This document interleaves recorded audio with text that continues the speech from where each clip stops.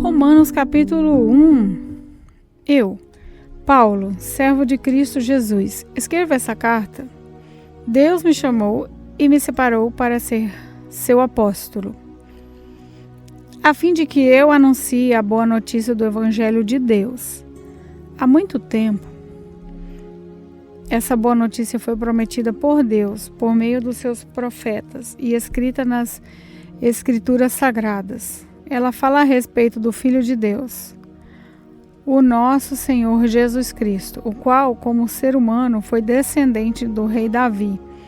E, quanto à sua santidade divina, a sua ressurreição provou, com grande poder, que ele é o Filho de Deus. Por meio de Cristo, Deus me deu a honra de ser apóstolo no serviço de Cristo para levar pessoas de todas as nações a crerem em Cristo e em serem obedientes a Ele.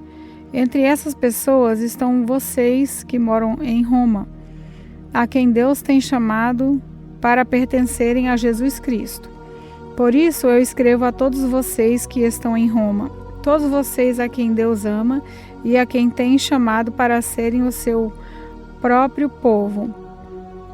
Que a graça e a paz de Deus, o nosso Pai e o Senhor Jesus Cristo estejam com vocês. Em primeiro lugar, por meio de Jesus Cristo, dou graças ao meu Deus por todos vocês. Pois, no mundo inteiro, se ouve falar a respeito da fé que vocês têm. Eu sirvo a Deus com todo o meu coração, anunciando a boa notícia a respeito do seu Filho. Deus é testemunha de que digo a verdade. Ele sabe que eu sempre lembro de vocês e oro por vocês. Eu peço a Deus que, se for da sua vontade, Ele faça com que agora eu possa ir visitá-los, pois eu quero muito vê-los, a fim de repartir bênçãos espirituais com vocês para fortalecê-los. Quer dizer, para que nós animemos uns aos outros por meio da fé que vocês e eu temos. Meus irmãos, quero que saibam que muitas vezes resolveria visitá-los, mas fui impedido até agora de fazer isso, pois eu gostaria que o meu trabalho produzisse resultados entre vocês também, como tem acontecido entre outros não-judeus. Pois é meu dever pregar a todos, tanto os civilizados como aos não civilizados, tanto aos instruídos como aos sem instrução. É por isso que eu quero anunciar o Evangelho também a vocês que moram em Roma. Eu não me envergonho do Evangelho, pois ele é o poder de Deus para salvar todos os que creem, primeiro os judeus e também os não-judeus. Pois o Evangelho mostra como é que Deus nos aceita. É por meio da fé, no começo ao fim. Como dizem as Escrituras Sagradas, viverá aquele que, por meio da fé, é aceito por Deus. Do céu, Deus revela a sua ira contra todos os pecadores e todas as maldades das pessoas que, por meio das suas más ações, não deixam que os outros conheçam a verdade a respeito de Deus. Deus castiga essas pessoas porque o que se pode conhecer a respeito de Deus está bem claro para elas, pois foi o próprio Deus que lhes mostrou isso. Desde que Deus criou o mundo, as suas qualidades invisíveis, isso é, o seu poder eterno e a sua natureza divina, têm sido vistas claramente. Os seres humanos podem ver tudo isso nas coisas de Deus, que Deus tem feito e, portanto, eles não têm desculpa nenhuma. Eles sabem quem Deus é, mas não lhe dão a glória que ele merece e não lhe são agradecidos. Pelo contrário, os seus pensamentos se tornaram tolos e a sua mente vazia está coberta de escuridão. Eles dizem que são sábios, mas são tolos. Em vez de adorarem ao Deus imortal, adoram ídolos que se parecem com seres humanos, ou com pássaros, ou com animais de quatro patas, ou com animais que se arrastam pelo chão. Por isso, Deus entregou os seres humanos aos desejos do coração deles, para fazerem coisas sujas e para terem relações vergonhosas uns com os outros. Eles trocam a verdade sobre Deus pela mentira e adoram e servem as coisas que Deus criou, em vez de adorarem e servirem o próprio Criador, que deve ser louvado para sempre. Amém. Por causa das coisas que essas pessoas fazem, Deus as entregou às paixões vergonhosas, pois até as mulheres trocam as relações naturais pelas que são contra a natureza. E também os homens deixam as relações naturais com as mulheres e se queimam de paixão um pelos outros. Homens têm relação vergonhosa uns pelos outros e por isso recebem em si mesmo o castigo que merecem por causa dos seus erros. E como não querem saber do verdadeiro conhecimento a respeito de Deus, Ele entregou os seres humanos aos seus maus pensamentos, de modo que eles fazem o que não devem. Estão cheios de todo tipo de perversidade, maldade, ganância, vícios, ciúmes, crimes de morte, brigas, mentiras e malícias. Caluniam e falam mal uns dos outros, têm ódio de Deus e são atrevidos, orgulhosos e vaidosos. Inventam maneiras de fazer o mal, desobedecem os pais, são imorais, não cumprem a palavra, não têm amor por ninguém e não têm pena dos outros. Eles sabem que o mandamento de Deus diz que aqueles que fazem essas coisas merecem a morte, mas mesmo assim continuam a fazê-las.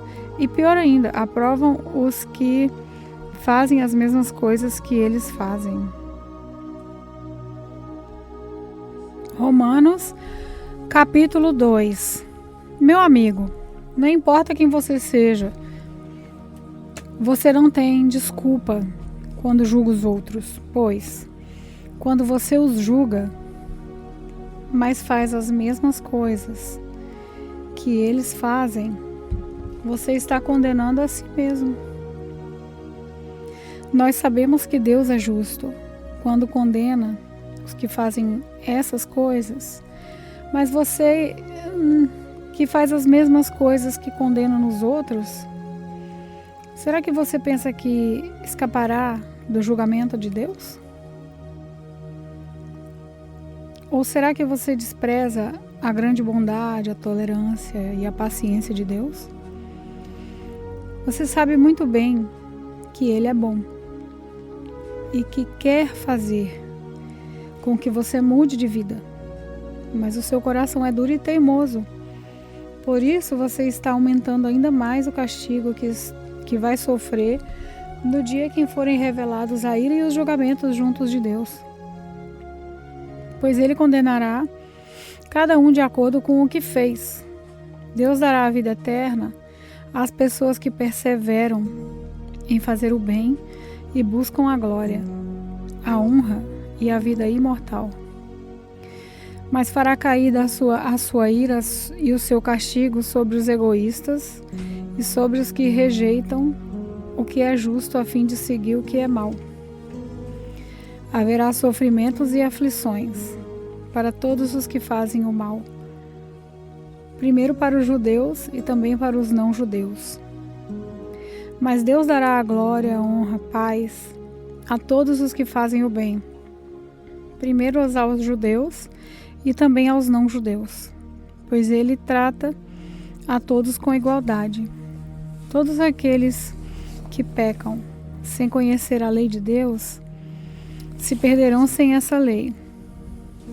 Mas todos aqueles que pecam conhecendo a lei serão julgados por ela. Porque as pessoas que Deus aceita não são aquelas que somente ouvem a lei, mas aquelas que fazem o que a lei manda. Aos não-judeus não tem a lei, mas quando fazem pela sua própria vontade o que a lei manda, eles são a sua própria lei, embora não temem a lei. Eles mostram pela sua maneira de agir que tem a lei escrita no seu coração. A própria consciência deles mostra que isso é verdade. E os seus pensamentos, que às vezes os acusam e às vezes os defendem, também mostram isso. E, de acordo com o evangelho que eu anuncio, assim será naquele dia em que Deus, por meio de Cristo Jesus, julgará os pensamentos secretos secretos de todas as pessoas. O que dizer de você? Você diz que é judeu, confia na lei e se orgulha de Deus do que você adora. Você sabe o que Deus quer que você faça e aprende na lei a escolher o que é certo. Você tem a certeza de que é guia de cegos, luz para os que estão na escuridão, orientador dos que não têm instrução e professor dos jovens. Você está certo de que encontra na lei a apresentação completa do conhecimento e da verdade. Você que ensina os outros, porque é que não ensina a você mesmo. Se afirma que não se deve roubar, por que é que você rouba? Você mesmo rouba. Se você diz que não se deve cometer adultério, por que é que você mesmo comete adultério? Você odeia os ídolos, mas rouba as coisas dos templos. Você se orgulha de ter a lei de Deus, mas você é uma vergonha para Deus porque desobedece a sua lei. Pois as escrituras sagradas dizem: os não-judeus falam mal de Deus por causa de vocês, os judeus. A circuncisão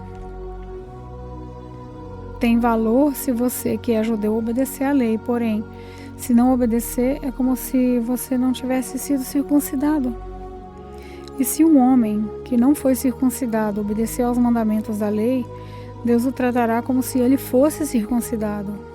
Assim, vocês, judeus, serão condenados pelos não-judeus, pois vocês desobedecem à lei, apesar de terem essa lei escrita e de serem circuncidados, enquanto os que não são judeus obedecem à lei, embora não sejam circuncidados. Portanto, eu pergunto: quem é judeu de fato e circuncidado de verdade? É claro que não é aquele que é judeu somente por fora e circuncidado só no corpo. Pelo contrário, o verdadeiro judeu é aquele que é judeu por dentro, aquele que tem o coração circuncidado. Isso é uma coisa que o Espírito de Deus faz e que a lei escrita não pode fazer. E o louvor que essa pessoa recebe não vem dos seres humanos, mas vem de Deus. Romanos capítulo 3. Então, qual é a vantagem de ser judeu? Será que ser circuncidado tem algum valor? Tem sim, e de muitas maneiras. E a primeira vantagem é que Deus entregou a sua mensagem aos cuidados dos judeus. Mas se alguns não foram fiéis, será que por isso Deus vai ser infiel? De modo nenhum. Que Deus continue a ser verdadeiro, mesmo que todas as pessoas sejam mentirosas, como dizem as Escrituras Sagradas a respeito dele, que fique provado que tu tens razão quando falas, e que sejas vencedor quando fores julgado. Mas, se as injustiças que cometermos servem para mostrar que Deus age com justiça, o que é que podemos dizer? Que Deus é injusto quando nos castiga? Eu falo aqui como as pessoas costumam falar. Claro que não. Se Deus não fosse justo, como poderia julgar o mundo? Não, mas digamos que a minha mentira faz com que a verdade de Deus fique mais clara, aumentando assim a glória dele. Nesse caso, por que é que devo ainda ser condenado como pecador? Então, por que não dizer: façamos o mal para que desse mal venha o bem? Na verdade, alguns têm me caluniado dizendo que eu afirmo isso, porém eles serão condenados como merecem. Então, será que nós, os judeus, estamos em melhor situação do que os não-judeus? De modo nenhum. Já mostrei que todos, judeus e não-judeus, estão debaixo do poder do pecado. Como dizem as Escrituras Sagradas, não há uma só pessoa que faça o que é certo. Não há ninguém que tenha juízo. Não há ninguém que adore a Deus. Todos se desviaram do caminho certo. Todos se perderam. Não há mais ninguém que faça o bem. Não há ninguém mesmo. Todos mentem e enganam sem parar. Da língua deles saem mentiras perversas e dos seus lábios saem palavras de morte, como se fossem veneno de cobra. A boca deles está cheia de terríveis maldições. Eles se apressam para matar.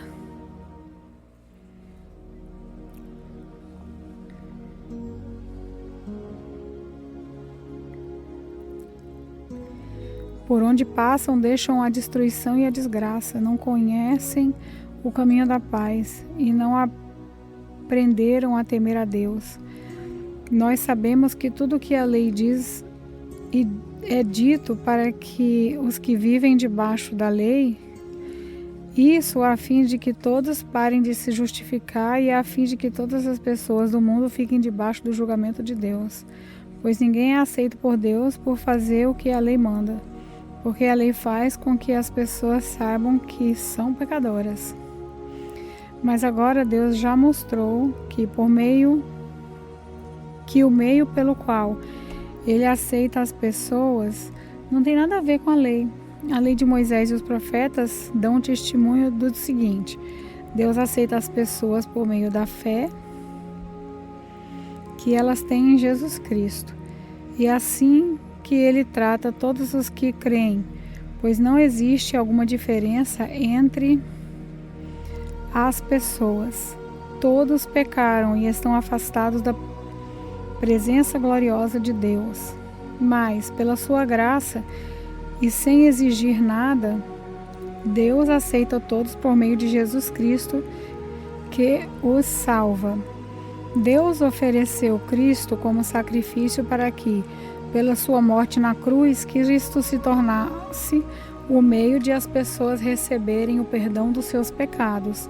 Pela fé nele, Deus quis mostrar com isso que Ele é justo. No passado, Ele foi paciente e não castigou as pessoas por causa dos seus pecados, mas agora, pelo sacrifício de Cristo, Deus mostra que é justo. Assim, Ele é justo e aceita os que creem em Jesus. Será que temos motivo para ficarmos orgulhosos? De modo nenhum. E por que não? Será que é porque obedecemos a lei? Não é não. É porque cremos em Cristo. Assim, percebemos que a pessoa é aceita por Deus pela fé e não por fazer o que a lei manda. Ou seja, que Deus é somente Deus dos judeus? Será que não é também Deus dos não-judeus? Claro que é. Deus é um só e aceitará os judeus na base da sua fé e também aceitará os não-judeus por meio da fé que eles têm.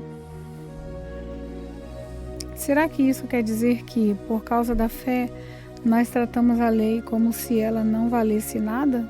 Não, de modo nenhum. Pelo contrário, afirmamos que a lei tem valor. Romanos capítulo 4. Então, o que é que podemos dizer de Abraão, o antepassado da nossa raça? O que foi que ele conseguiu? Se foi por causa das coisas que ele fez que Deus o aceitou, então ele teria motivo para se orgulhar, mas não para se orgulhar diante de Deus. Pois o que essas escrituras sagradas dizem? Elas dizem: Abraão creu em Deus e por isso Deus o aceitou. O salário que o trabalhador recebe não é um presente, mas é o pagamento a que ele tem direito por causa do trabalho que fez. Porém, a pessoa que não põe a sua esperança nas coisas que faz, mas simplesmente crê em Deus, e a fé dessa pessoa que faz com que ela seja aceita por Deus. O Deus que trata o culpado como se ele fosse inocente.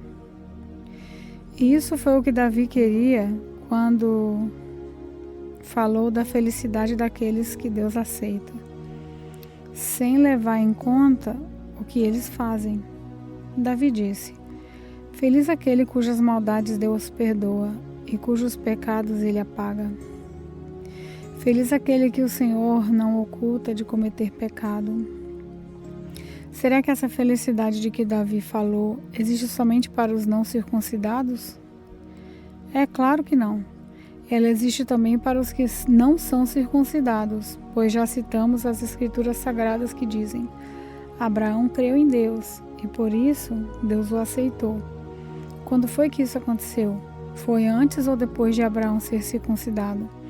Foi antes e não depois. Ele foi circuncidado mais tarde E a sua circuncisão foi um sinal para provar que Deus aceitou Abraão porque ele tinha fé. E isso aconteceu quando ele ainda não havia sido circuncidado. Assim, Abraão é o pai espiritual de todos os que creem em Deus e são aceitos por ele, mesmo que não sejam circuncidados. Ele é também pai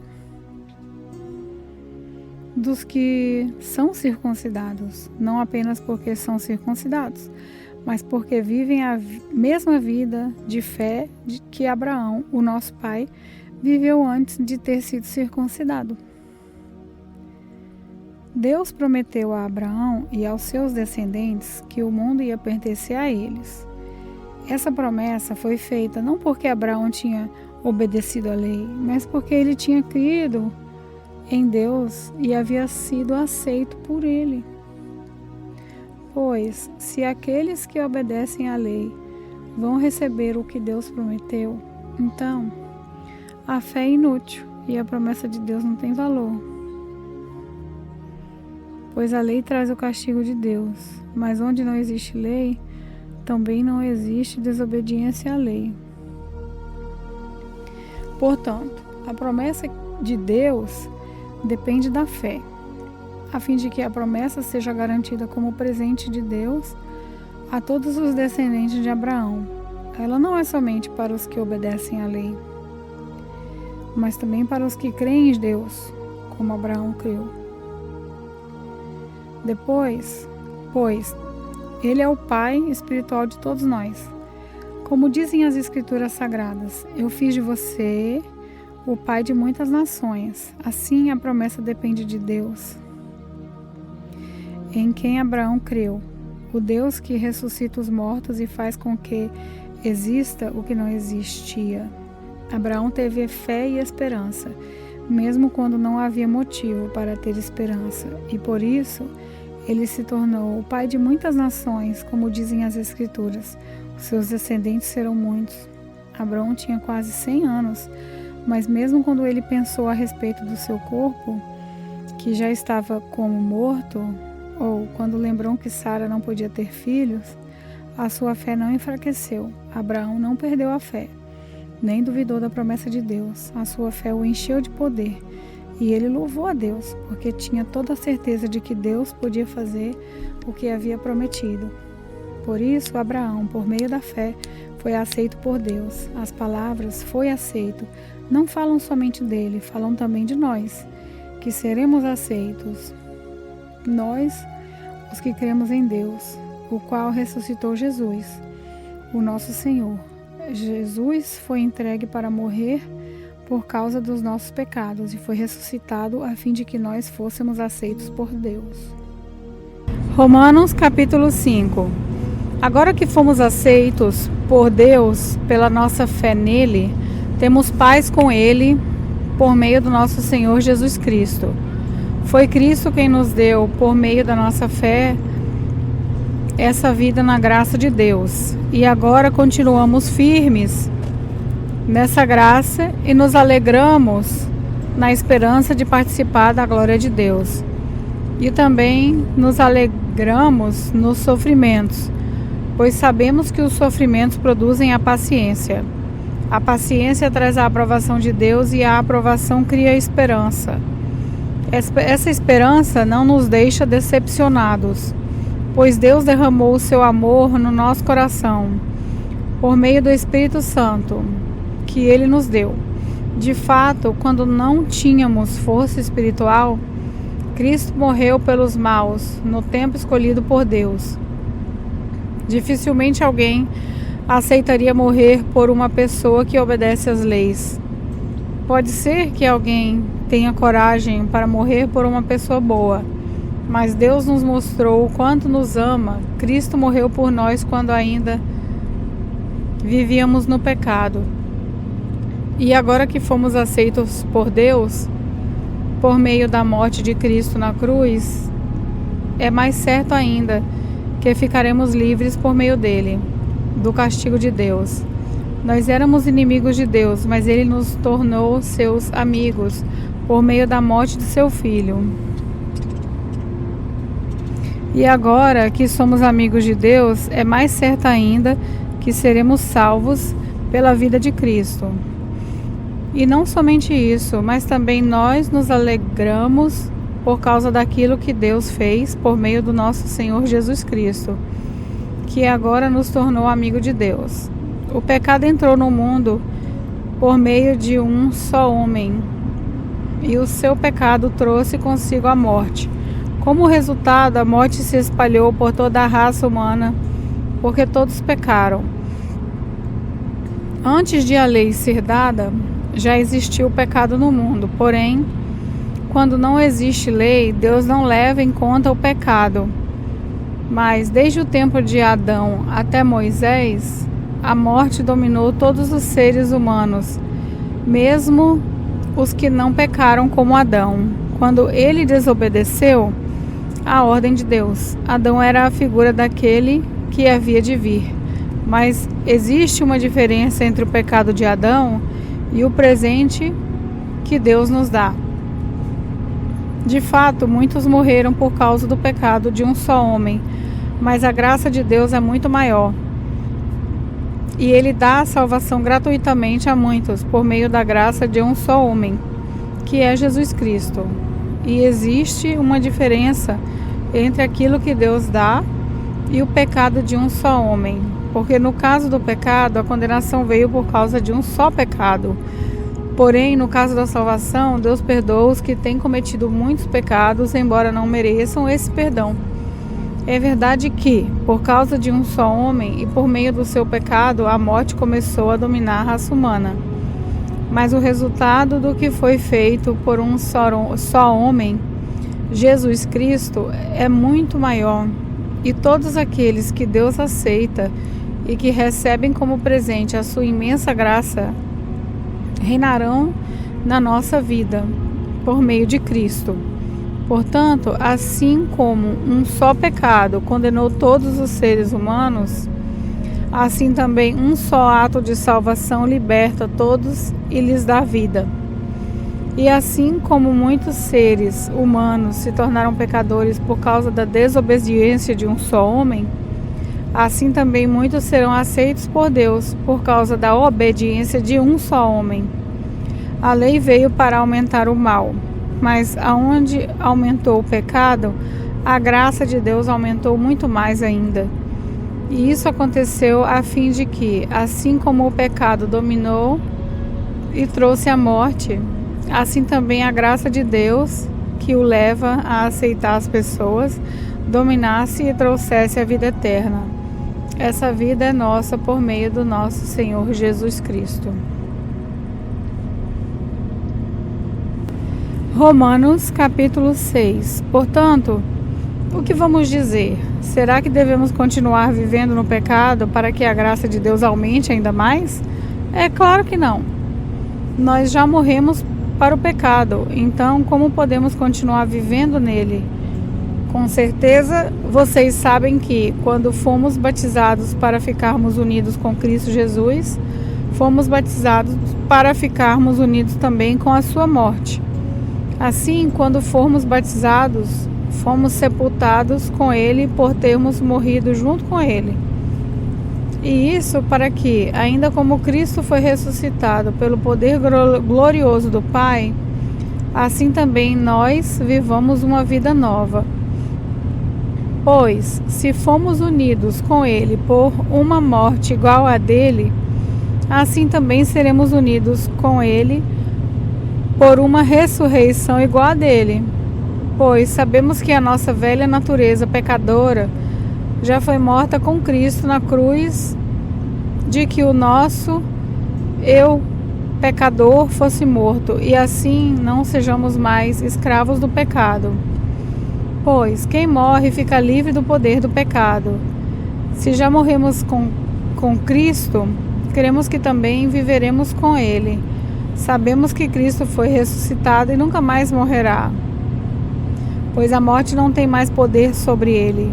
A sua morte foi uma morte para o pecado e valeu de uma vez por todas, e a vida que Ele vive agora é uma vida para Deus. Assim também vocês devem se considerar mortos para o pecado, mas por estarem unidos com Jesus Cristo, devem se considerar vivos para Deus. Portanto, não deixem que o pecado domine o corpo mortal de vocês, e façam com que vocês obedeçam aos desejos pecaminosos da natureza humana. E também não entreguem nenhuma parte do corpo de vocês ao pecado, para que ele a use a fim de fazer o que é mal.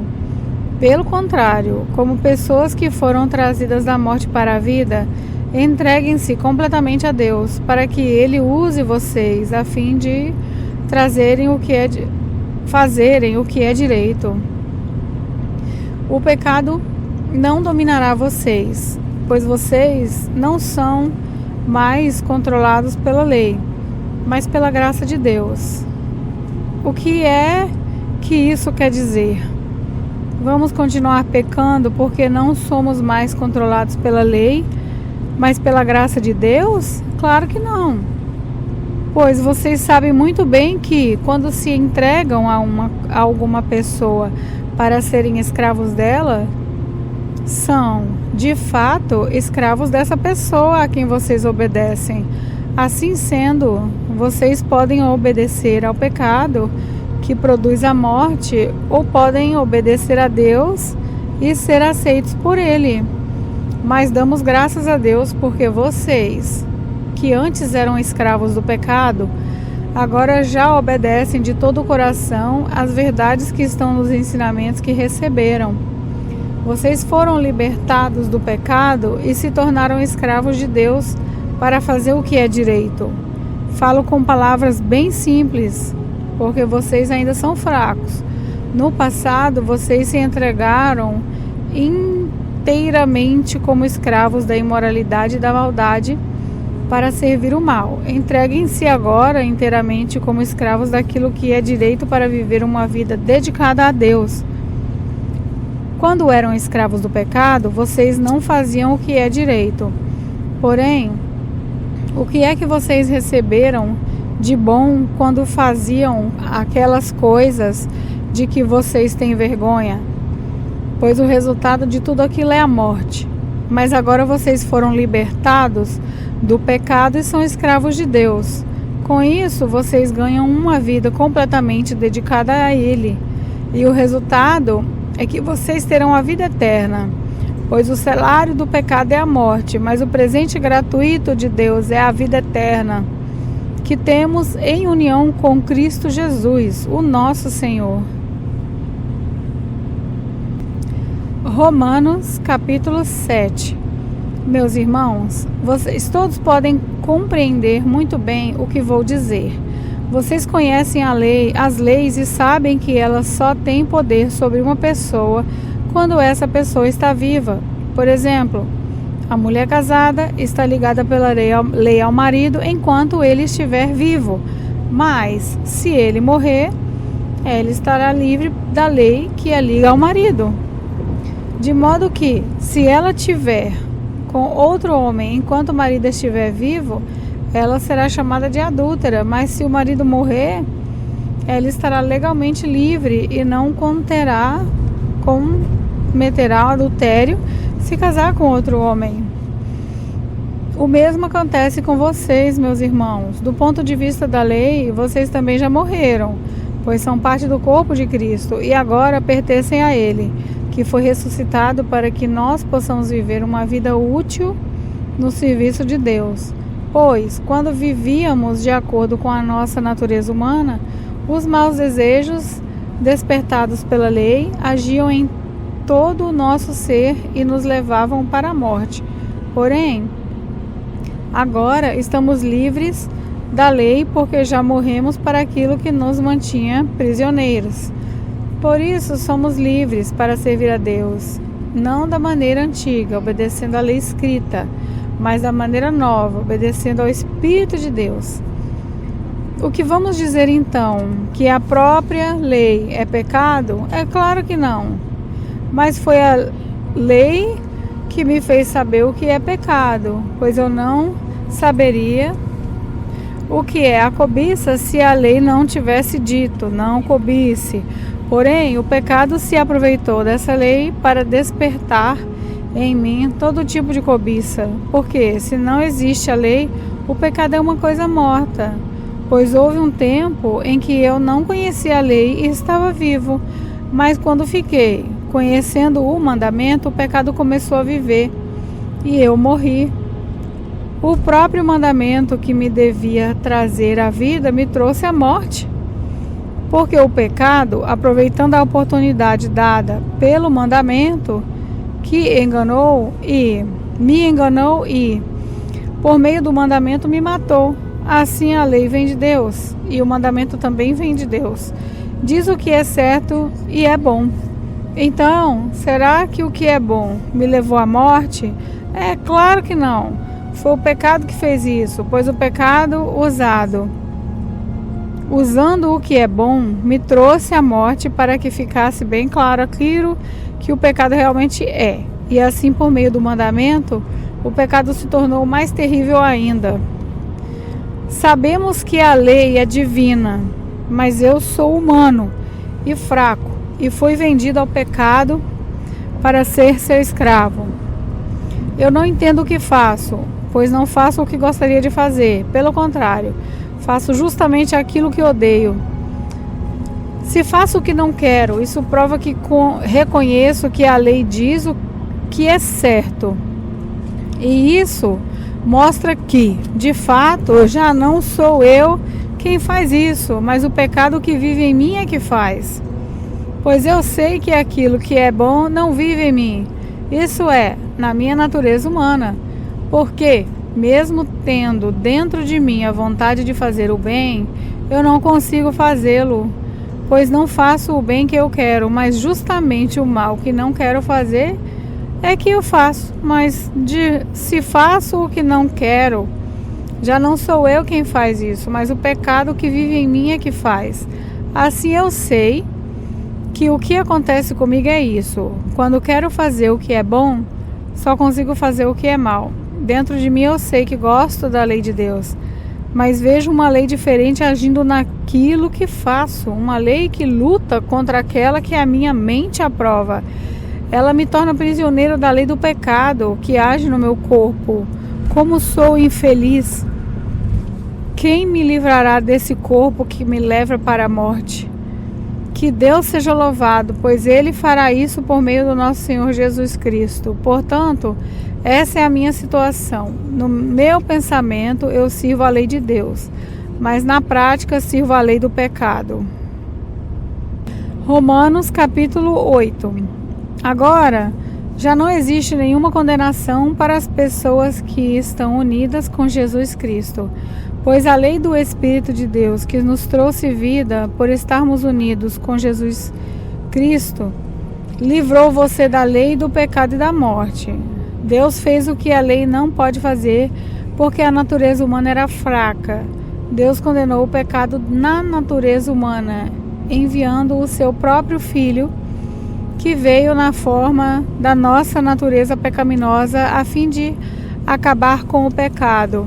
Deus fez isso para que as ordens justas da lei pudessem ser completamente cumpridas por nós, que vivemos de acordo com o Espírito de Deus e não de acordo com a natureza humana.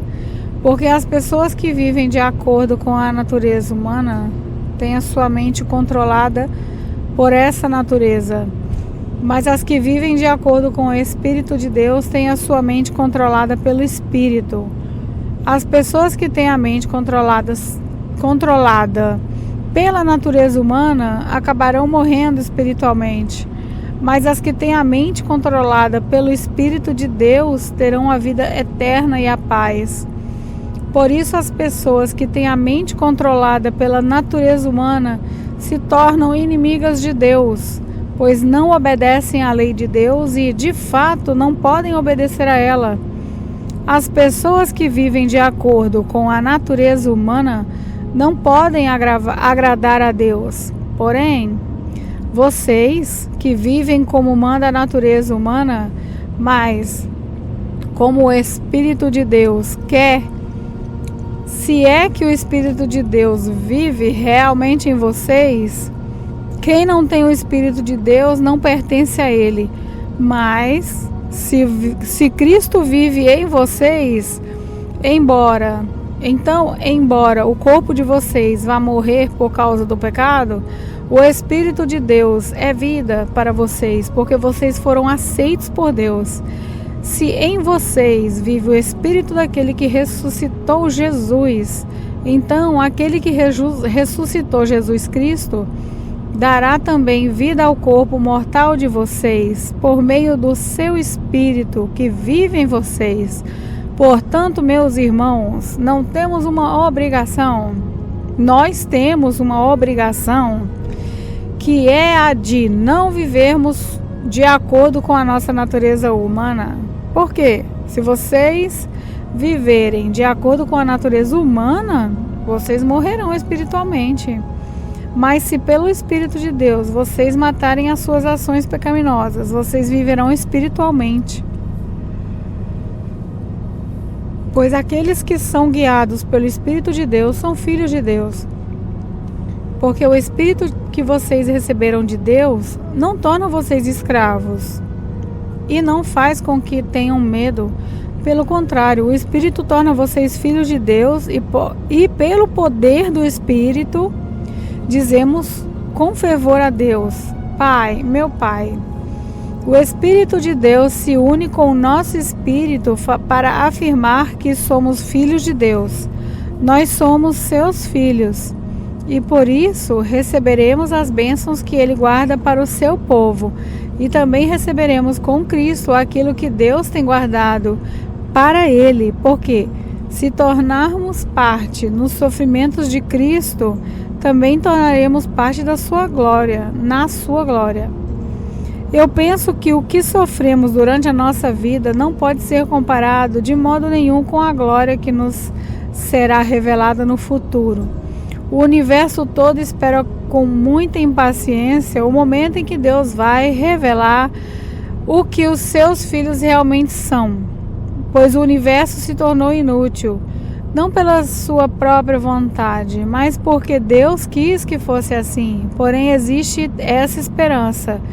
Um dia, o próprio universo ficará livre do poder destruidor que o mantém escravo e tornará parte da gloriosa liberdade dos filhos de Deus. Pois sabemos que até agora o universo todo geme e sofre como uma mulher que está em trabalho de parto. E não somente o universo, mas nós que temos o Espírito Santo como o primeiro presente que recebemos de Deus, nós também gememos dentro de nós mesmos, enquanto esperamos que Deus faça com que sejamos seus filhos e nos liberte completamente. Pois foi por meio da esperança que fomos salvos, para que já estamos vendo, mas se já estamos vendo aquilo que esperamos, então isso não é mais uma esperança, pois quem é que fica esperando por alguma coisa que está vendo? Porém, se estamos esperando alguma coisa que ainda não podemos ver, então esperamos com paciência. Assim também, o Espírito de Deus vem nos ajudar na nossa fraqueza, pois não sabemos como devemos orar, mas o Espírito de Deus, com gemidos que não podem ser explicados por palavras, pede a Deus em nosso favor. E Deus, que vê o que está dentro do coração, sabe qual é o pensamento do Espírito, porque o Espírito pede em favor do povo de Deus e pede de acordo com a vontade de Deus, pois sabemos que todas as coisas também juntas para o bem daqueles que amam a Deus, daqueles a quem Ele chamou de acordo com o seu plano. Porque aqueles que já tinham sido escolhidos por Deus, Ele também separou, a fim de se tornarem parecidos com o seu Filho. Ele fez isso para que o Filho fosse primeiro entre muitos irmãos. Assim Deus chamou os que havia separado. Não somente os chamou, mas também os aceitou. e não somente os aceitou, mas também repartiu a sua glória com eles. Diante de tudo isso, o que mais podemos dizer? Se Deus está do nosso lado, quem poderá nos vencer? Ninguém, porque Ele nem mesmo deixou de entregar o próprio Filho, mas o ofereceu por todos nós. Se Ele nos deu o seu Filho, será que não nos dará também todas essas coisas? Quem acusará aquele que Deus escolheu? Ninguém, porque o próprio Deus declara que eles não são culpados. Será que alguém poderá condená-los? Ninguém, pois foi Cristo Jesus quem morreu, ou melhor, quem foi ressuscitado e está à direita de Deus, e Ele pede a Deus em favor de nós. Então, quem pode nos separar do amor de Cristo? Serão os sofrimentos, as dificuldades, as perseguições, a fome, a pobreza, o perigo ou a morte? Como dizem as Escrituras Sagradas, por causa de ti estamos em perigo de morte o dia inteiro. Somos tratados como ovelhas que vão para o matadouro. Em todas as situações temos a vitória completa por meio daquele que nos amou. Pois eu tenho a certeza de que nada pode nos separar do amor de Deus. Nem a morte, nem a vida, nem os anjos, nem outras autoridades ou poderes celestiais, nem o presente, nem o futuro, nem o mundo lá de cima, nem o mundo lá de baixo. Em todo o universo não há nada que possa nos separar do amor de Deus, que é nosso por meio de Cristo Jesus, o nosso Senhor. Romanos capítulo 9. O que eu digo é verdade, sou de Cristo e não minto, pois a minha consciência, que é controlada pelo Espírito Santo, também me afirma que não estou mentindo. Sinto uma grande tristeza e uma dor sem fim no coração por causa do meu povo, que é minha raça, é meu sangue. Para o bem desse povo, eu mesmo poderia desejar receber a maldição de Deus e ficar separado de Cristo. Eles são o povo escolhido de Deus. Ele os tornou seus filhos e repartiu a sua glória com eles. Deus fez suas alianças com eles e lhes deu a lei, a verdadeira maneira de adorar e as promessas. Eles são descendentes dos patriarcas e, como ser humano, Cristo pertence à raça deles. Que Cristo, que é o Deus que governa todos, seja louvado para sempre. Amém. Eu não estou dizendo que a promessa de Deus tenha falhado. De fato, nem todos os israelitas fazem parte do povo de Deus, nem todos os descendentes de Abraão são filhos de Deus. Pois Deus disse a Abraão, por meio de Isaque, é que você terá os descendentes que eu lhe prometi. Isso quer dizer que os que são considerados como os verdadeiros descendentes de Abraão são aqueles que nasceram como resultado da promessa de Deus, e não os que nasceram de modo natural. Pois, quando fez a promessa, Deus disse a Abraão o seguinte: no tempo certo eu voltarei, e Sara, sua mulher, terá um filho. E mais ainda, os dois filhos de Rebeca tinham o mesmo pai, o nosso antepassado Isaque. Mas, para que a escolha de um deles fosse completamente de acordo com o plano de Deus, o próprio Deus disse a Rebeca: o mais velho será dominado pelo mais novo. Disse isso antes de eles nascerem, e antes de fazerem qualquer coisa, boa ou má. Assim ficou confirmado que é de acordo com os seus planos que Deus escolhe aqueles que Ele quer chamar, sem levar em conta o que eles tenham feito. Como dizem as Escrituras Sagradas, eu escolhi Jacó, mas rejeitei Esaú. O que vamos dizer então? Que Deus é injusto? De modo nenhum. Pois Ele disse a Moisés: terei misericórdia de quem eu quiser, terei pena de quem eu desejar. Portanto, tudo isso depende não do que as pessoas querem ou fazem, mas somente da misericórdia de Deus. Porque, como está escrito nas Escrituras Sagradas, Deus disse a Faraó: foi para isso mesmo que eu pus você como rei, para mostrar o meu poder e fazer com que o meu nome seja considerado no mundo inteiro, conhecido no mundo inteiro. Portanto, Deus tem misericórdia de quem Ele quer e endurece o coração de quem Ele quer. Alguns de vocês vai me dizer? Se é assim, como é que Deus pode encontrar culpa nas pessoas? Quem pode ir contra a vontade de Deus? Mas quem é você, meu amigo, para discutir com Deus?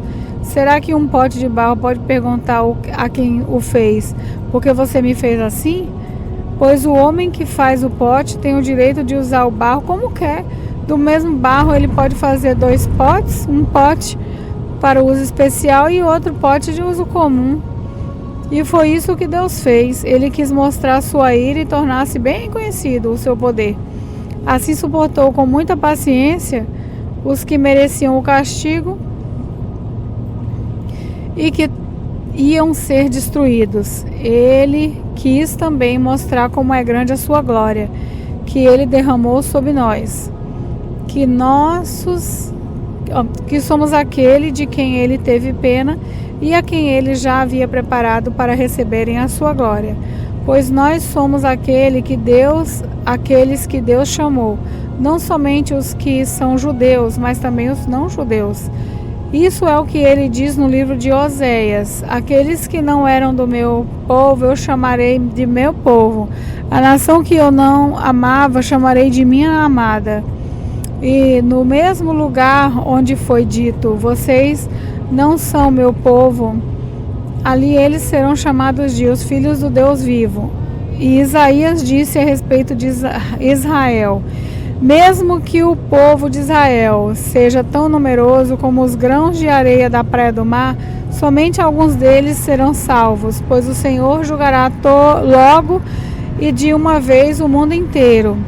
Como o próprio Isaías tinha dito antes, se o Senhor Todo-Poderoso não nos tivesse deixado alguns descendentes, seríamos agora como a cidade de Sodoma, estaríamos destruídos como Gomorra. O que vamos dizer então? Vamos dizer isso? Os não-judeus que não procuravam ser aceitos por Deus foram aceitos por meio da fé. Porém, o povo de Israel, que procurava uma lei para ser aceito por Deus, não encontrou o que estava procurando. E por que não? Porque eles procuravam alcançar isso por meio das suas ações e não por meio da fé. Eles tropeçaram na pedra de tropeço, como dizem as Escrituras Sagradas. Vejam, estou colocando em Sião uma pedra em que eles vão tropeçar, a rocha que vai fazê-los cair. Mas quem crê nela não ficará destruído. Romanos capítulo 10.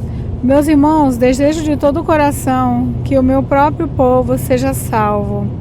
E peço a Deus em favor deles, porque eu sou testemunha de que eles são muito dedicados a Deus, mas a dedicação deles não está baseada no verdadeiro conhecimento, pois eles não conhecem a maneira como Deus aceita as pessoas, e assim têm procurado conseguir isso da sua própria maneira. Eles rejeitaram o modo de Deus aceitar as pessoas, porque com Cristo a lei chegou ao fim. E assim os que creem e que são aceitos por Deus. Pois o que Moisés escreveu a respeito de as pessoas serem aceitas por Deus pela obediência à lei foi isso: viverá aquele que fizer o que a lei manda. Porém, quanto a ser aceito por Deus por meio da fé, Moisés diz o seguinte: não fique pensando assim, quem vai subir até o céu, isso é para trazer Cristo do céu? Nem pergunte, quem descerá ao mundo lá de baixo? Isso é para fazer com que Cristo suba do mundo dos mortos? O que Moisés diz é isso: a mensagem de Deus está perto de você, nos seus lábios e no seu coração. Isso é, a mensagem de fé que anunciamos. Se você disser com a sua boca, Jesus é Senhor, e no seu coração crê que Deus ressuscitou Jesus, você será salvo. Porque nós cremos com o coração e somos aceitos por Deus, falamos com a boca e assim somos salvos. Porque as Escrituras Sagradas dizem: quem crê nele não ficará desiludido. Isso vale para todos, pois não existe nenhuma diferença entre judeus e não judeus. Deus é o mesmo Senhor de todos e abençoa generosamente todos os que pedem a sua ajuda. Como dizem as Escrituras Sagradas, todos os que pedirem a ajuda do Senhor serão salvos. Mas como é que as pessoas irão pedir se não creem nele? E como poderão crer se não ouvirem a mensagem? E como poderão ouvir se a mensagem não for anunciada? E como é que a mensagem será anunciada se não forem enviados mensageiros? As Escrituras Sagradas dizem: como é bonito ver os mensageiros trazendo boas notícias. Mas nem todos aceitam a boa notícia do Evangelho. Foi Isaías quem disse: Senhor, quem creu na nossa mensagem?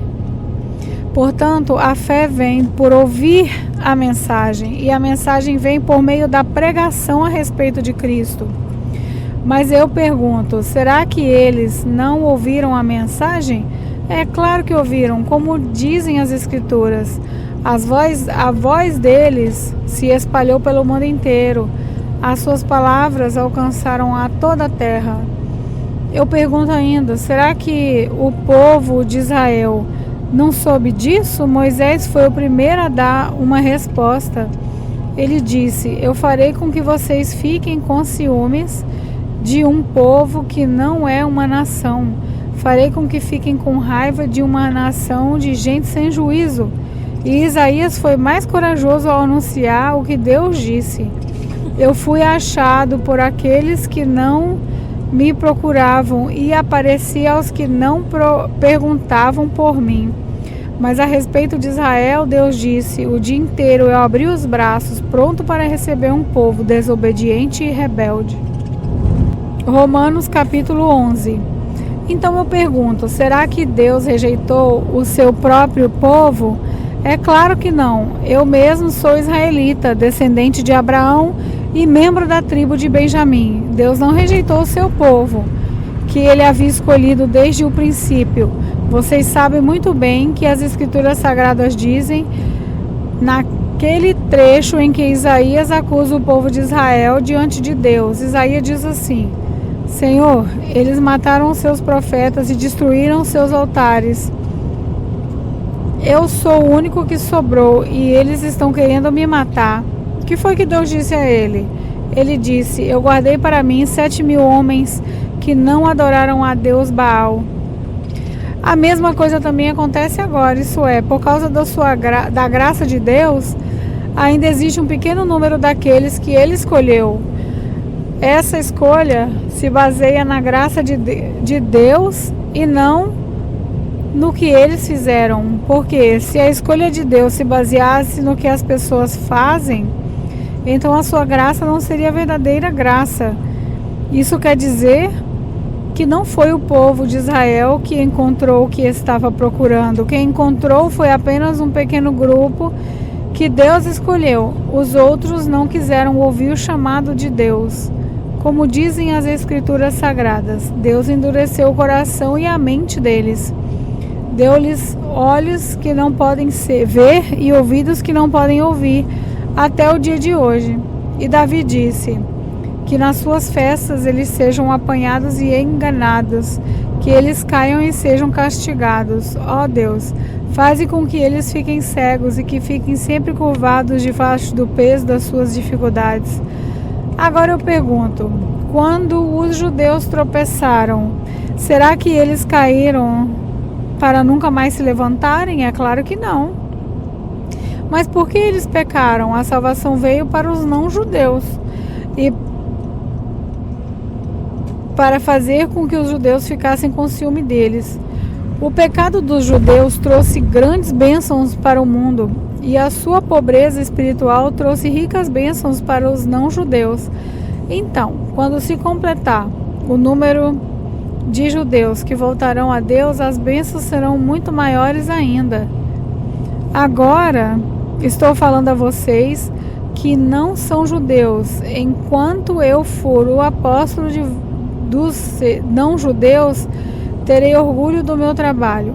Talvez eu possa fazer com que os que são da minha própria raça fiquem com ciúme e assim seja possível salvar algum deles. Porque quando os judeus foram rejeitados, o resto do mundo se tornou amigo de Deus. O que acontecerá então quando eles forem aceitos? os que estiverem mortos receberão a vida. Pois, se o primeiro pão assado depois da colheita é dedicado a Deus, isso quer dizer que todos os outros pães também são dedicados a Ele. E se as raízes de uma árvore são oferecidas a Deus, os galhos também são dele. Alguns galhos da oliveira cultivada foram quebrados, e um galho da oliveira brava foi enxertado nela. Pois vocês, os não-judeus, são como aquela oliveira brava, que agora tornam parte na força e na riqueza espiritual dos judeus. Portanto, vocês não devem desprezar os galhos que foram quebrados. Como é que vocês podem estar orgulhosos? Vocês são somente galhos. Não são vocês que sustentam a raiz e a raiz que sustenta vocês? Porém, vocês dirão, sim, mas os galhos foram quebrados a fim de darem lugar para nós. Isso é verdade, mas lembrem que eles foram quebrados porque não creram. No entanto, vocês continuam na oliveira porque creem. E não tenham orgulho disso, pelo contrário, tenham medo. Se Deus não deixou de castigar os judeus, que são como galhos naturais, vocês acham que Ele vai deixar de castigar vocês? Vejam como Deus é bom e também é duro. Ele é duro para os que caíram e bom para vocês que continuarem sempre confiando na bondade dele. Senão, vocês também serão cortados. E se os judeus abandonarem a sua descendência, serão enxertados na oliveira cultivada, pois Deus pode enxertá-los de novo. Vocês, os não-judeus, são como aquele galho da oliveira brava que foi cortado e enxertado contra a natureza, na oliveira cultivada. Os judeus são como essa oliveira cultivada, portanto, para Deus será muito mais fácil enxertar de novo na própria árvore deles esses galhos quebrados. Meus irmãos, não quero que vocês conheçam uma verdade secreta para que não pensam que são muito sábios. A verdade é essa: a teimosia do povo de Israel não durará para sempre, mas somente até que o número completo de não-judeus venha para Deus, e assim que todo o povo de Israel será salvo. Como dizem as Escrituras Sagradas, o Redentor virá de Sião e tirará toda a maldade dos descendentes de Jacó. Eu, o Senhor, farei essa aliança com eles, quando tirar os seus pecados. Os judeus rejeitaram o Evangelho e por isso são inimigos de Deus. Para o bem de vocês, os não-judeus, mas pela escolha de Deus, eles são amigos dele, por causa dos patriarcas. Porque Deus não muda de ideia a respeito de quem Ele escolhe e abençoa. Mas no passado, vocês, que não são judeus, desobedeceram a Deus. Porém, agora vocês receberam a misericórdia de Deus por causa da desobediência dos judeus. Assim, por causa da misericórdia que vocês receberam, os judeus agora desobedecem a Deus, para que eles também possam receber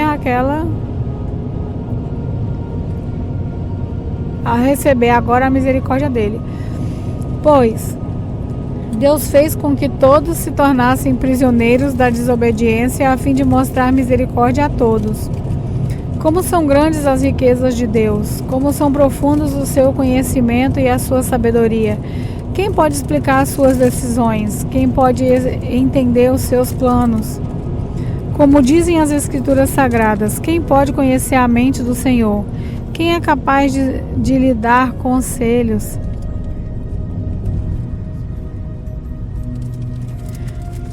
Quem já deu alguma coisa a Deus para receber dele algum pagamento? Pois todas as coisas foram criadas por ele e tudo existe por meio dele e para ele. Glória a Deus para sempre. Amém. Romanos capítulo 12. Portanto, meus irmãos, por causa da grande misericórdia divina, peço que vocês se ofereçam completamente a Deus como um sacrifício vivo, dedicado ao seu serviço e agradável a Ele. Essa é a verdadeira adoração que vocês devem oferecer a Deus. Não vivam como vivem as pessoas deste mundo, mas deixem que Deus os transforme por meio de uma completa mudança de mente de vocês. Assim vocês conhecerão a vontade de Deus, isso é, aquilo que é bom, perfeito e agradável a Ele. Por causa da bondade de Deus para comigo, me chamando para ser apóstolo, eu digo a vocês que não se achem melhor do que realmente são. Pelo contrário, pensem com humildade a respeito de vocês mesmos. E cada um julgue a si mesmo conforme a fé que Deus lhe deu. Porque, assim como é um só corpo, temos muitas partes e todas elas têm funções diferentes, assim também nós, embora sejamos muitos, somos um só corpo, por estarmos unidos com Cristo. E todos estamos unidos uns com os outros como partes diferentes de um só corpo. Portanto, usemos os nossos diferentes dons de acordo com a graça que Deus nos deu. Se o dom que recebemos é o de anunciar a mensagem de Deus, façamos isso de acordo com a fé que temos. Se é o dom de servir, então devemos servir. Se é o dom de ensinar, então ensinemos. Se é dom de animar os outros, então animemos. Quem reparte com os outros o que tem, que faça isso com generosidade. Quem tem autoridade, que use a sua autoridade com todo cuidado. Quem ajuda os outros, que ajude com alegria. Que o amor de vocês não seja fingido. Odeiem o mal e sigam o que é bom. Amem uns aos outros com o amor de irmãos em Cristo e se esforcem para tratar uns aos outros com respeito. Trabalhem com entusiasmo e não sejam preguiçosos. Sirvam o Senhor com o coração cheio de fervor. Que a esperança que vocês têm os mantenha alegres. Aguentem com paciência os sofrimentos e orem sempre. Repartam com os irmãos necessitados o que vocês têm e recebam os estrangeiros nas suas casas. Peçam que Deus abençoe os que perseguem vocês. Sim, peçam que Ele abençoe e não que amaldiçoe. Alegrem-se com os que se alegram e chore com os que choram. Tenham por todos o mesmo cuidado. Não sejam orgulhosos, mas aceitem serviços humildes. Que nenhum de vocês fique pensando que é sábio. Não paguem a ninguém o mal com o mal. Procurem agir de tal maneira que vocês recebam a aprovação dos outros. No que depender de vocês, façam todo o possível para viver em paz com todas as pessoas. Meus queridos irmãos, nunca se vinguem de ninguém. Pelo contrário, deixem que Deus quem dê o castigo, pois as Escrituras Sagradas dizem: eu me vingarei e acertarei contas com eles, diz o Senhor. Mas façam como dizem as Escrituras. Se o seu inimigo estiver com fome, dê comida a ele. Se estiver com sede, dê água, porque assim você o fará queimar de remorso e vergonha. Não deixem que o mal vença vocês, mas vençam o mal com o bem. Romanos capítulo 13. Obedeçam às autoridades, todos vocês, pois nenhuma autoridade existe sem a permissão de Deus, e as que existem foram colocadas nos seus lugares por Ele. Assim, quem se revolta contra as autoridades está se revoltando contra o que Deus ordenou. E os que agem desse modo serão condenados. Somente os que fazem o mal devem ter medo dos governantes, e não os que fazem o bem. Se você não quiser ter medo das autoridades, então faça o que é bom, e elas o elogiarão. Porque as autoridades estão a serviço de Deus para o bem de vocês.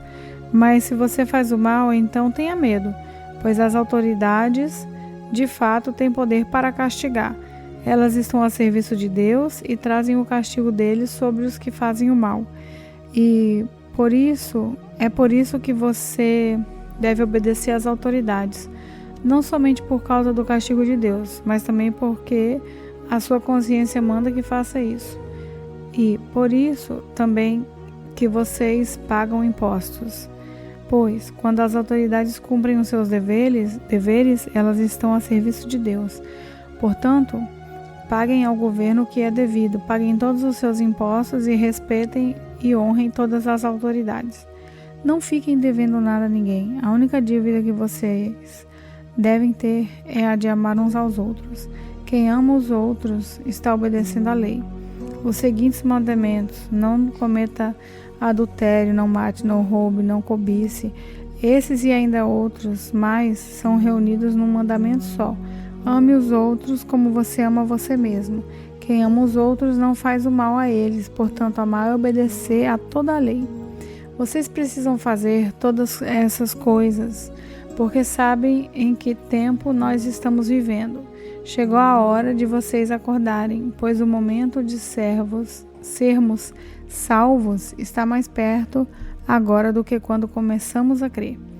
A noite está terminando e o dia vem chegando. Por isso, paremos de fazer o que pertence à escuridão e peguemos as armas espirituais para lutar na luz. Vivamos decentemente como pessoas que vivem na luz do dia. Nada de farras ou bebedeiras, nem imoralidade ou indecência, nem brigas ou ciúmes. Mas tenham as qualidades que o Senhor Jesus Cristo tem e não procurem satisfazer os maus desejos da natureza humana de vocês. Efésios 1.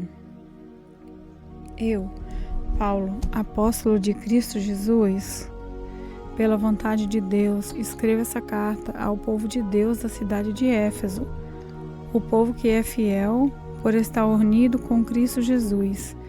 Que a graça e a paz de Deus, o nosso Pai e o nosso Senhor Jesus Cristo estejam com vocês. Agradeçamos ao Deus e Pai do nosso Senhor Jesus Cristo, pois Ele nos tem abençoado por estarmos unidos com Cristo, dando-nos todos os dons espirituais do mundo celestial.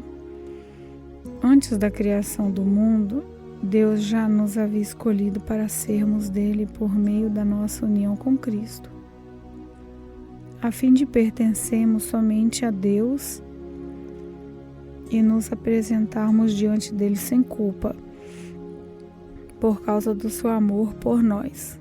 Deus já havia resolvido que nos tornaria seus filhos por meio de Jesus Cristo, pois este era o seu prazer e a sua vontade.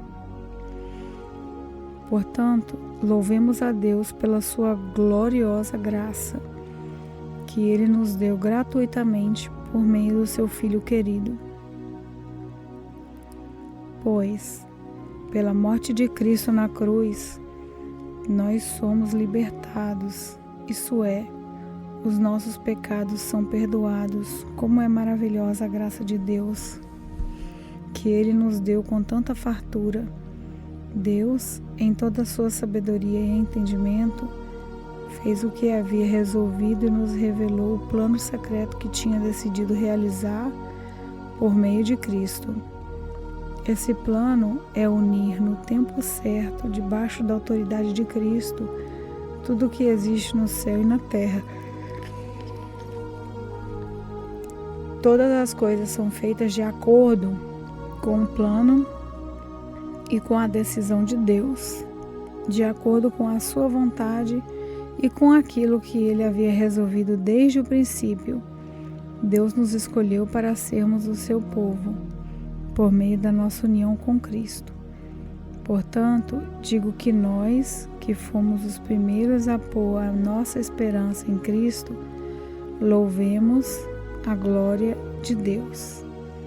A mesma coisa aconteceu também com vocês, quando ouviram a verdadeira mensagem, a boa notícia que trouxe para vocês a salvação. Vocês creram em Cristo, e Deus pôs em vocês a sua marca de proprietário quando lhes deu o Espírito Santo que Ele havia prometido. O Espírito Santo é a garantia de que receberemos o que Deus prometeu ao seu povo. E isso nos dá a certeza de que Deus dará liberdade completa aos que são seus. Portanto, louvemos a sua glória. Por isso, desde que ouvi a palavra da fé que vocês têm no Senhor Jesus e do amor que vocês têm por todos os irmãos na fé, não paro de agradecer a Deus por causa de vocês. Eu sempre lembro de vocês nas minhas orações. E peço ao Deus do nosso Senhor Jesus Cristo, Pai glorioso, que dê a vocês o seu Espírito, o Espírito que os tornará sábio e revelará Deus a vocês, para que assim vocês o conheçam como devem conhecer. Peço que Deus abra a mente de vocês para que vejam a luz dele e começam a esperança para a qual ele os chamou, e também para que saibam como são maravilhosas as bênçãos que ele prometeu ao seu povo, e como é grande o seu poder que age em nós, os que cremos nele. Esse poder que age em nós é a mesma força poderosa que ele usou quando ressuscitou Cristo e fez com que ele se sentasse ao seu lado direito no mundo celestial. Cristo reina sobre todos os governos celestiais, autoridades, forças e poderes. Ele tem um título que está acima de todos os títulos e autoridades que existem nesse mundo e no mundo que há por vir. Deus colocou todas as coisas debaixo da autoridade de Cristo e deu Cristo à igreja como o único Senhor de tudo. A igreja é o corpo de Cristo. Ela completa Cristo, o qual completa todas as coisas em todos os lugares. Efésios capítulo 2. Antigamente, por terem desobedecido a Deus e por terem cometido pecados, vocês estavam espiritualmente mortos.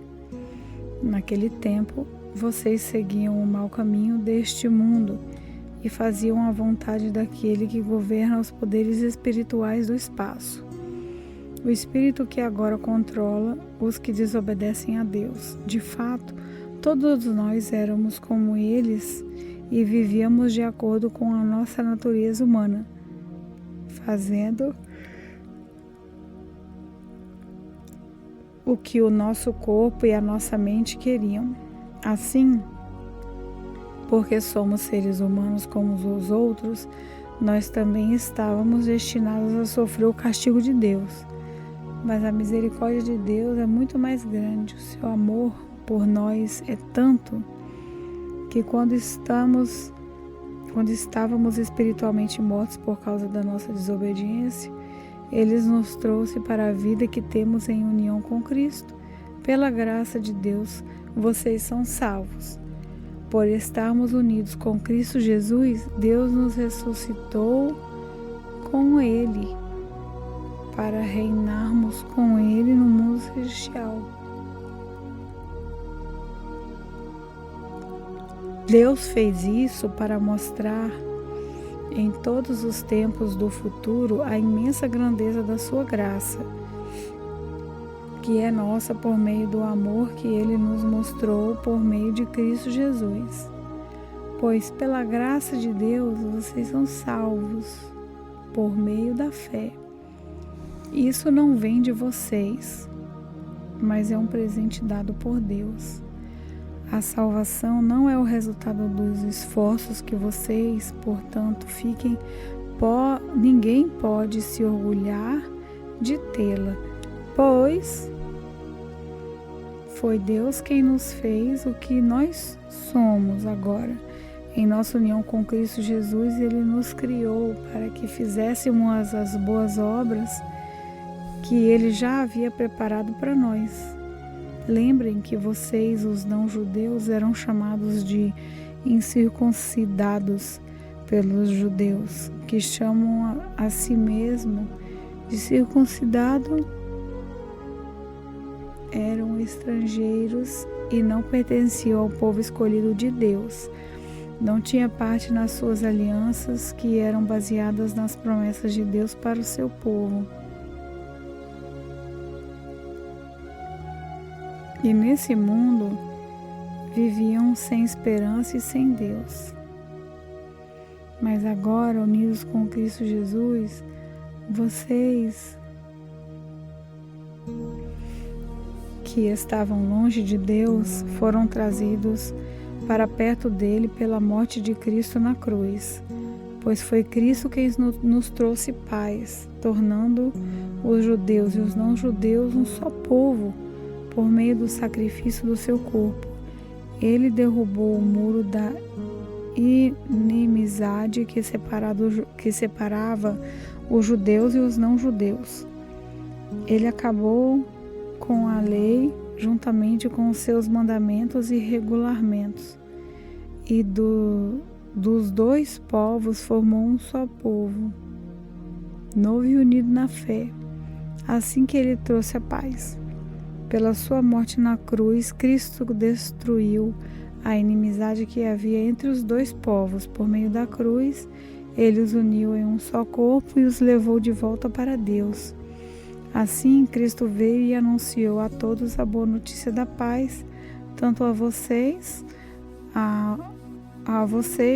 os não-judeus que estavam longe de Deus, como os judeus que estavam perto dele. E por meio de Cristo, por meio de Cristo que todos nós, judeus e não-judeus, podemos ir, pelo poder de um só Espírito, até a presença do Pai. Portanto, vocês, os não-judeus, não são mais estrangeiros nem visitantes. Agora vocês são cidadãos que pertencem ao povo de Deus e são membros da família dele. Vocês são como um edifício e estão construídos sobre o alicerce que os apóstolos e os profetas colocaram. E a pedra fundamental desse edifício é o próprio Cristo Jesus.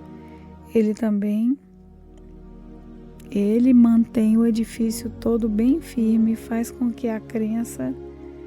cresça como um templo dedicado ao Senhor. Vocês também, unidos com Cristo, estão sendo construídos, junto com os outros, para se tornarem uma casa onde Deus vive por meio do seu Espírito. Efésios capítulo 3. Por essa razão, eu oro a Deus, Paulo, que estou preso por causa de Cristo Jesus, para o bem de vocês, os não-judeus. Com certeza vocês já sabem que Deus, por causa da sua graça, me deu esse trabalho para o bem de vocês. Deus me revelou o seu plano secreto e fez com que eu o conhecesse. Eu escrevi isso em poucas palavras. E, se vocês lerem o que escrevi, poderão saber como entendo o segredo de Cristo. No passado, esse segredo não foi contado aos seres humanos, mas agora, por meio do seu Espírito, Deus o revelou aos seus santos apóstolos e profetas. O segredo é este: por meio do Evangelho, os não-judeus participam com os judeus das bênçãos divinas. Eles são membros do mesmo corpo e participam da promessa de Deus que Deus fez por meio de Cristo Jesus. Graças ao dom de Deus, na sua bondade, me deu, e pela ação do seu poder, eu fui colocado como servo do Evangelho. Eu sou menos do que o menor de todos os que pertencem a Deus, mas mesmo assim ele me deu esse privilégio de anunciar aos não-judeus a boa notícia das imensas riquezas de Cristo. E também me deu o privilégio de fazer com que todos vejam como se realiza o plano secreto de Deus.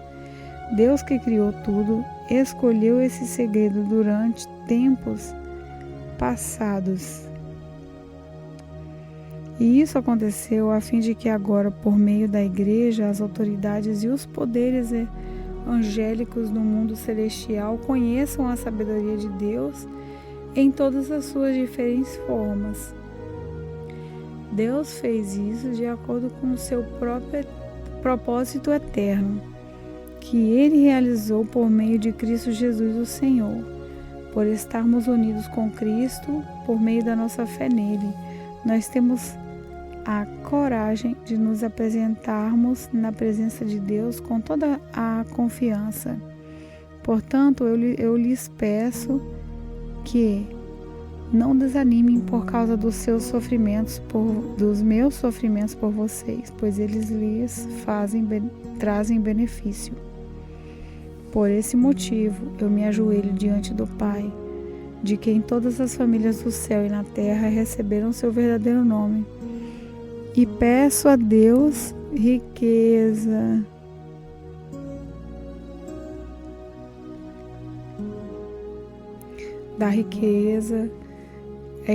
e peço a Deus que, da riqueza da sua glória, Ele, por meio do seu Espírito, dê a vocês poder para que sejam espiritualmente fortes.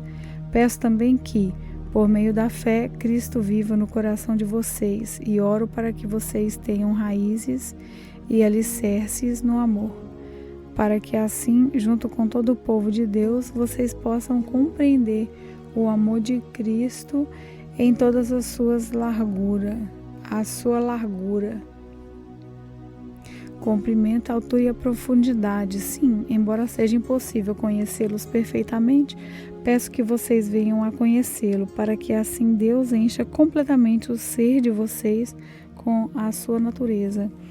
E agora que a glória seja dada a Deus, o qual, por meio do seu poder que age em nós, pode fazer muito mais do que nós pedimos ou até pensamos. Glória a Deus por meio da Igreja e por meio de Cristo Jesus, por todos os tempos e para todos sempre. Amém.